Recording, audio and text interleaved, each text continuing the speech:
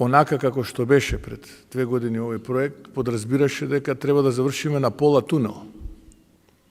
И без да имаме јасно пределба од страна на нашиот источен сосед, дека ќе имаме модернизација на секцијата која што ја поврзува границата со нас и Софија, вклучително и другата половина на тунелот. Да, требаше време, требаше да се постигне напредок во разговорите со нашиот источен сосед. Тој напредок се постигна, се потпишаа договори, имаме комитмент од двете страни и имаме тунел кој што е практично трет дел од проектот.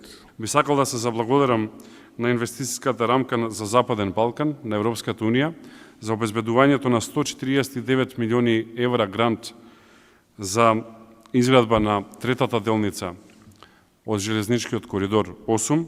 Тоа се навистина големи средства, особено кога се добиваат како грант, а исто така би сакал да се заблагодарам на Европската инвестицијска банка и Европската банка за обнова и развој за обезбедувањето на секој од нив по 175 милиони евра кредити со кои што исто така ќе може да се работи овој проект. Иако денешното подпишување административен чекор, сепак станува збор за значајна пресвртница. Со него се отвара патот за објавување на тендерот за градежните работи во наредните недели и се потврдува обновената посветеност на владата кон напредувањето на железничкиот коридор 8 и неговите стратешки делници.